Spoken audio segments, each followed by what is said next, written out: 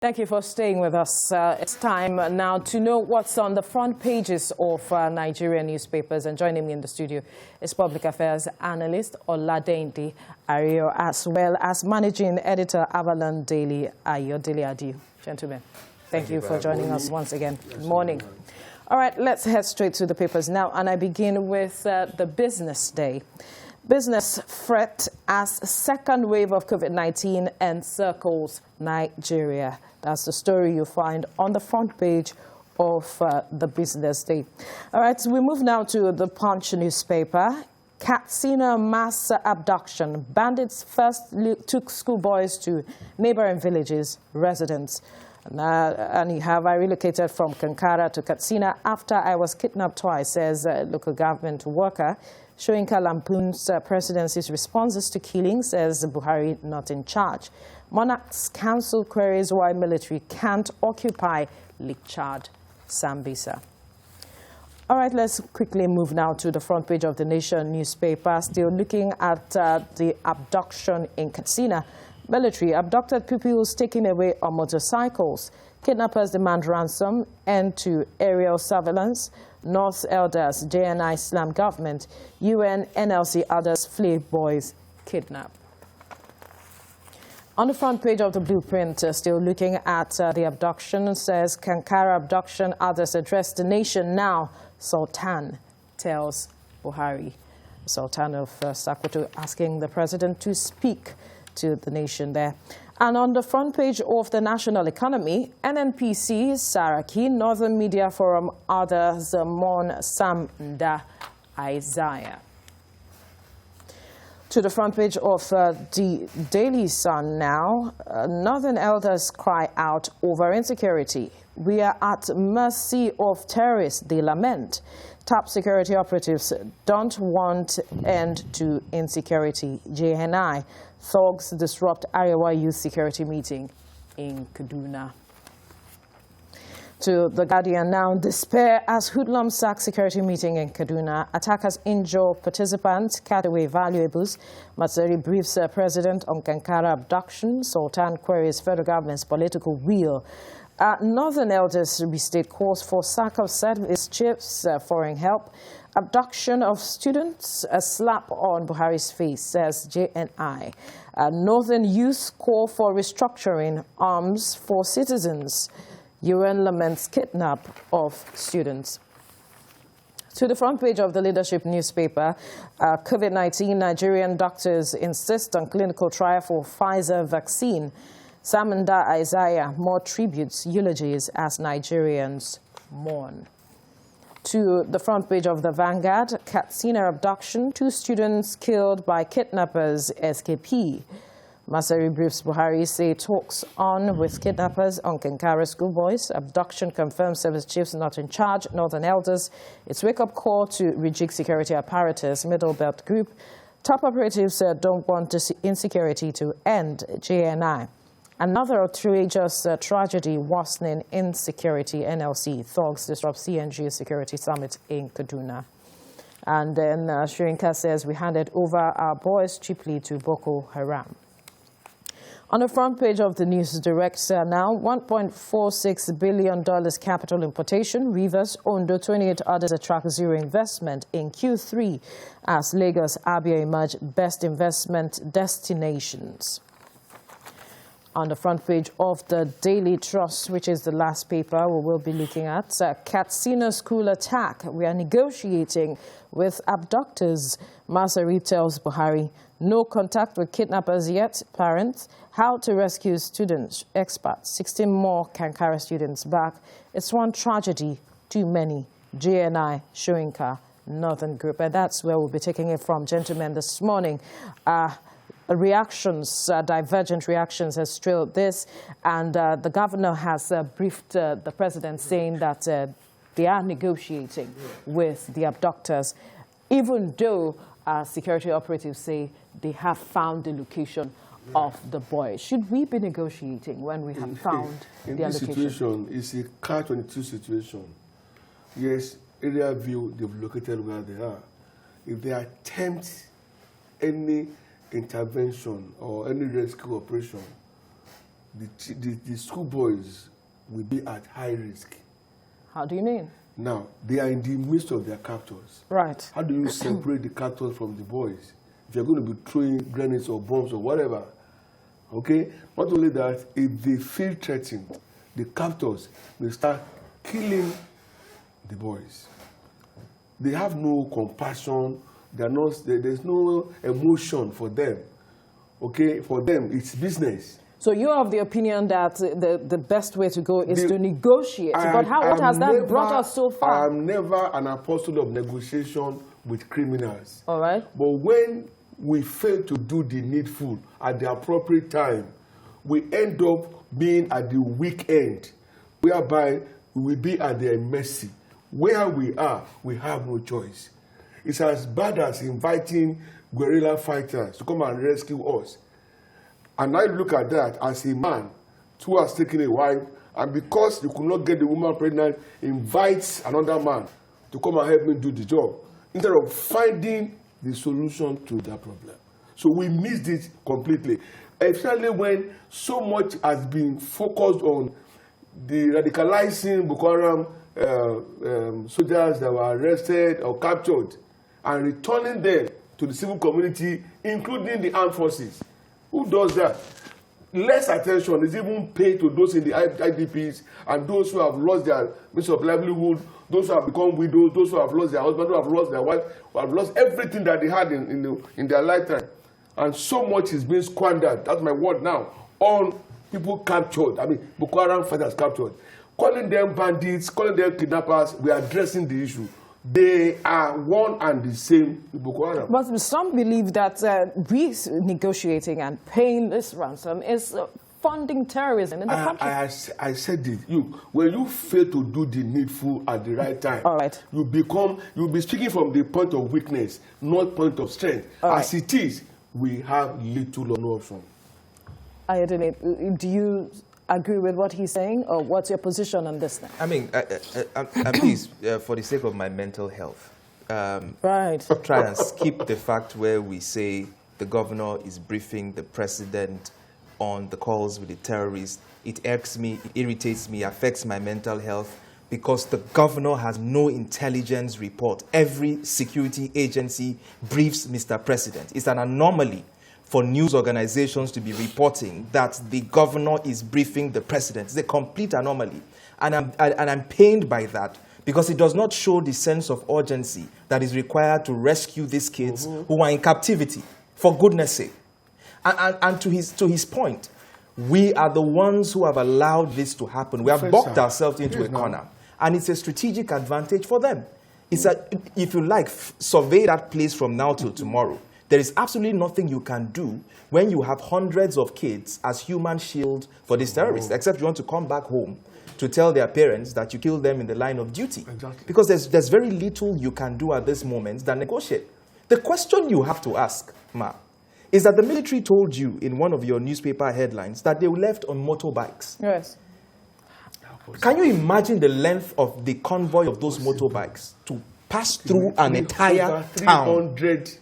For goodness sake, how does that confrontation happen? How does that happen? Because I want to believe that the moment those kids left the school, the principal would have sent an SOS or would have raised an alarm that kids have been kidnapped from our school. Or there actually should be a procedure that says when your school is under attack, you should call these relevant security agencies. And I want to believe that is in place. And if they did so, how did these people move in a convoy of at least 300 bikes to another community and then into the forest?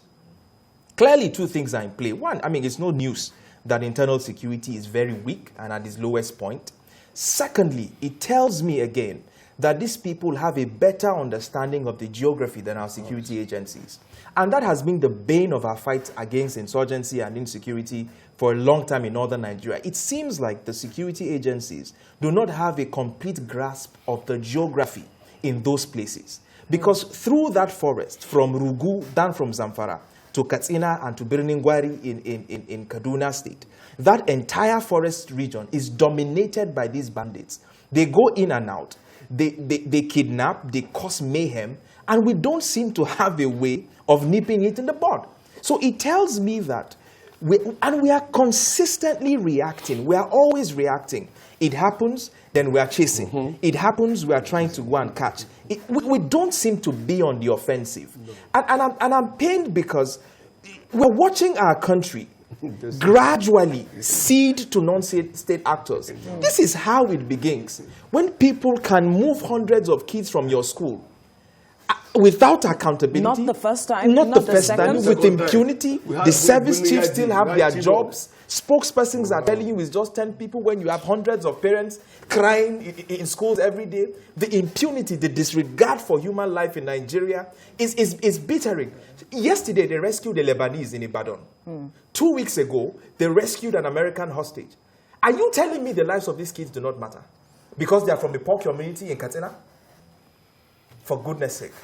Now, does that lend credence to, because some reaction from the North is saying that it's seeming like, from what he has said, top security officials do not want insecurity to end, from what they are reporting. Just last week, the Chief of Army Staff, General Bratai, said Boko Haram will be here with us for 20 years more. Yes, that's what he said. For him to have said that, for me, it's an anomaly. Even if in his projection he felt so, that was hope dashing. It should never have come from him, the #1 soldier of the country. And as he said, gradually our problems are confronting us. They are now coming against us. A pastor was murdered somewhere in Niger State. Yes. At his burial ceremony, the same gang had the effrontery, they had the courage to come back there and abducted 20 people. You can go on and on. Somewhere in Okeogun over the weekend, a doctor was mindlessly murdered like that. And nobody is safe. Last week, between Abeokuta and Songo, Ifo here, some people were in a prayer, like they're having a vigil. Bandits went there and abducted a woman. But because the terrain was largely unknown to them, it didn't take time before they were apprehended. 5 of them took just one woman away. And of course, the woman was rescued. The question now is, what will happen to the abductors? They will tell the police station if they will be able to court at all, and then they get bailed, and they are released again into the society. Why are we begging crime? Why are we hugging and then kissing crime? Why are we not so decisive about all of these things? Is it too difficult to do? Why is it so difficult? Why are people behaving as if heaven must fall before real action can be taken, before they can be deliberate in their decision making to tackling criminality? One of the reasons, or one of the issues the president, campaigned about addressing was issues of security. You see, it becomes an issue for me because the same president once told President Jonathan to resign because he was no longer in charge of our security. It wasn't this bad then. Again, I found it very difficult to understand why lying has now become a statecraft. The governor who was on ground announced 333 students. And the next person in Abuja, almost 7 kilometers away, was contesting this figure that they were about 10. What if it was only one person anyway? Another, we have recovered 17 pupils. So from where are the extra 7? Yeah. From Siberia or from where? The whole thing is looking like there's a deliberate attempt or machination to destroy Nigeria. Otherwise, I cannot see any serious and intended strategy to rescue the country and bring back sanity. Everywhere you turn, it's either kidnapping or banditry or arsonists, or people are being raped en masse or whatever. We are still mourning the people who were slaughtered in Maiduguri, and then this happened. 333 human beings taken away. If they had been taken away in highest buses, they would have needed at least 18 buses. Exactly. Right. So, and in the situation that we are, they were allowed to safely and easily pass through. I'm worried. So now, when he said his mental health is worried, I've had headache. As I talk to you, my head is aching. I can't deal with. I can't wrap this around my. I don't understand anymore. Right. We have to take things easy. We have to take things easy. Because they will be my children. Absolutely. Absolutely. Because we see that hundreds of the parents going to the schools begging for questions. They are in pain. They want to know. They need answers. They need answers to what is going on. And they said that government, nobody is speaking with them. Okay, let me also tell you, I don't understand why it is so difficult for our president to speak to us at critical moments. This one really touched me. He is somewhere 40 kilometers away from the theater of this incident. And they had to now send a delegation from Abuja, 600 kilometers away, to come and begin to empathize with the people. I mean, how does that add up? How does it add up? And it's very painful. And then for the governor to now have to go and brief the president. Give which report? What does he know? Right. Is he in charge of the police or the army or the civil defense or what? All right. Something is wrong somewhere. And let me tell you, for the Sultan, a retired army colonel, to be coming out like this, he spoke about 3 weeks ago. Again, he has spoken again. Asking the president to brief the nation. Yesterday, there was a meeting in Kaduna meant to look at the security issues in the northern Nigeria. It was invaded. Hoodlums came there, they drove them away. And there were generals at that meeting. There were a lot of high-ranking people. If it could happen like that, nobody is safe again.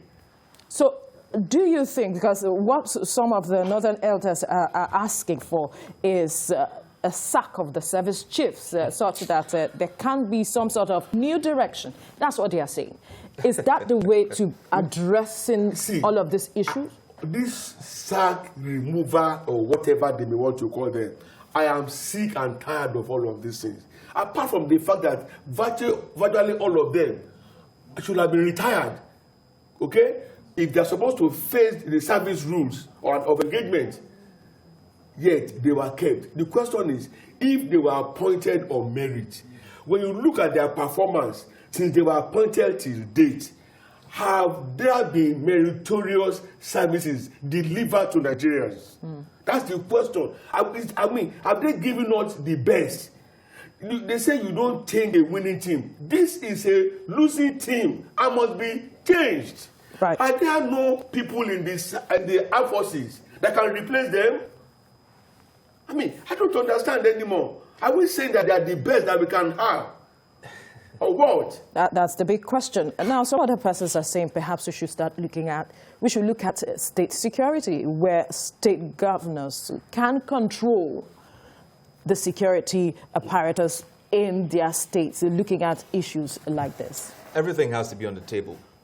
First of all, if you look at the areas where banditry or terrorism or whatever has thrived, you see that there are spaces that became ungoverned, but were supposed to be controlled by state governors. Whether it's Sambisa, that's supposed to be by Borno state government, whether it's Birnin-Gwari under the Kaduna state government, whether it's Rugu.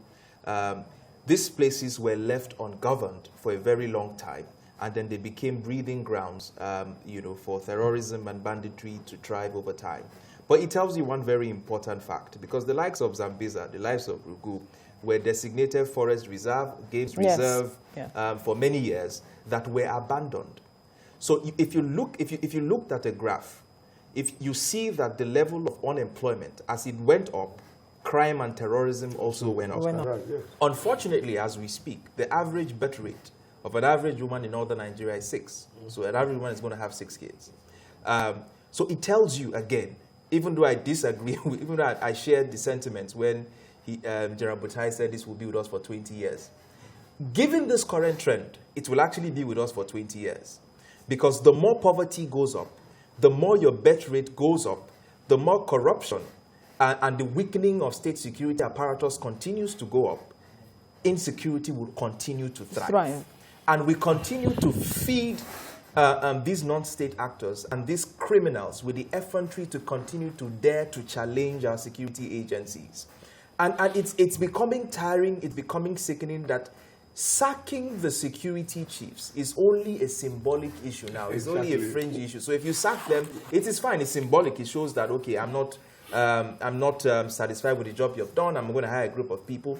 But I continue to emphasize, if the conditions if the conditions that allows banditry, terrorism to thrive thrive are still very much prevalent in northern Nigeria, the supply chain of these bandits and terrorists will continue to feed. Haven't you asked yourself? They've been killing these people for 10 years. Military attack, we killed 40 insurgents. We've been killing them for 10 years. Yet, they still have the strength. Regular supply. So the problem is the supply line. And that supply is aided by poverty, hunger, unemployment, despotism, education, radicalism in northern Nigeria. And so again, I like to quote again David Gulala, who said, you need to have a state propagandist machine if you are going to deal with insurgents and terrorism, which means you need people on radio, you need people on television who are passing out messaging on what the future of northern Nigeria can be. As we speak today, nothing has changed in northern Nigeria. It is business as usual. We have left this effort solely on the hands of the military, and it will continue to fail until there is a broad, far-reaching, cohesive approach to nip this insurgency and terrorism in the bud. All right, we'll leave the conversation before here we now. run away, Because we lay so much emphasis on the north. Nowhere in Nigeria is safe now. All right, let's leave it there now. Ayodele Adio, that's the managing editor, Avalon Daily. We must thank you. And public affairs analyst, Olade Ndiario, thank you so much for your time on the program.